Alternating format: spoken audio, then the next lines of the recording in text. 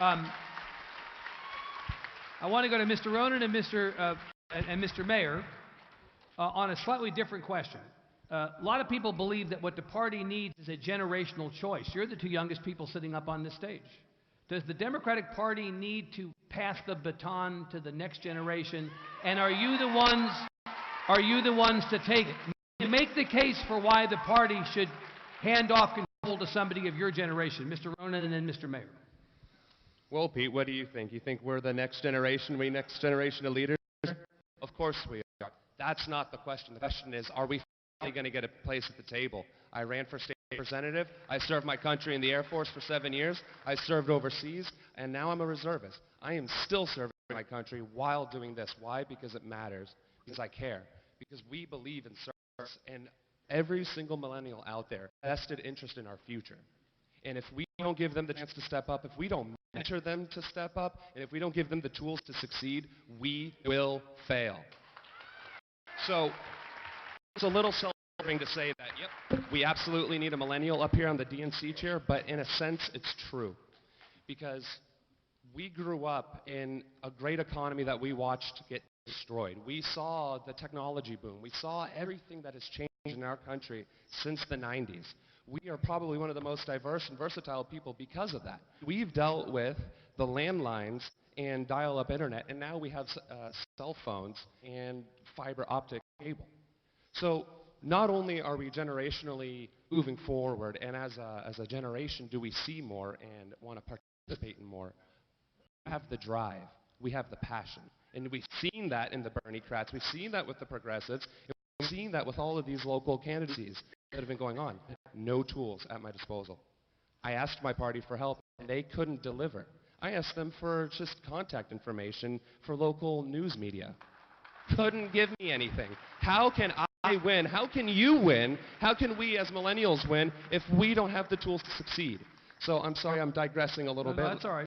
I just wanted to finish up with this. We're talking about money. We're talking about structure. Well, guess what? The military loves to do things with redundancy, but they also do it with efficiency. We need to centralize the DNC. We don't need a DNC that gives money to the states, then that gives money to the local party. What we need is an up-down communication that's centralized. We need PACs set up so that the big money is going to the top, and then going into the middle, and then going to the bottom. And we need to consolidate. We need to consolidate our resources. All right, now I'm going to interrupt you because you're off the question I asked you. I'm sorry. Let's finish up and we'll go to Mr. Mayor. Okay.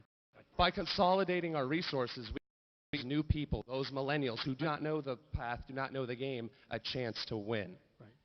Our march is going to be the new way that the resistance manifests itself. Is that what chair candidates, in your case, believe we should be doing, that the country should be doing? Well, first off, I'd like to say, vive la résistance, because we need to fight. And we don't need to do it timidly. We don't need to do it mildly. We need to do it aggressively, because that's what they've done to us. What do you think ALEC is? That's a Republican organization that is shoving conservative beliefs and policies down the throats of legislators all across the country, and now they have won. They have won in Ohio, they have won in the Rust Belt states, they have won all over the country, and we are being held by the throat by these people. So no, we will fight. And fortunately, to answer the question directly and succinctly, yes, protesting is the way forward. Why? Effective. We have to protest, we have to organize, because that's the only thing left to us. Right. If we could get people to get elected into office and maintain their integrity and actually do what they said they would do, we wouldn't have to protest, because it would be getting done. But it's not. And who's the ones going out there fighting? The ones who are passionate, the ones who have been ignored, the Bernie-crats, the millennials, and the new Democrats and independents who have never had a voice before. So as DNC chair, you bet I will help organize those protests, and I'll make sure the doors are open to men and women like me and everybody else here who are finally at the table. Mr. Ronan, 1 minute, please. I'll do my best. So we have a lot of talent up here, and the one thing we haven't been discussing is how do you in the room get to affect us here at the table? Many of you may or may not know that it's only DNC members that get to vote. So why has that not been discussed yet? If we're going to change this party and make it for the people, should we or should we not make it for the people? I know I might be shooting my foot, and I'm not trying to. I'm trying to reach out to you encourage you to think about that future. We are the future. He's the future. All of us here in this room need a voice, and we need the ability to succeed. And I want to point out one more thing. We talked about protesting as being the one thing left for us to fight with. That's not true. We have an army of lawyers.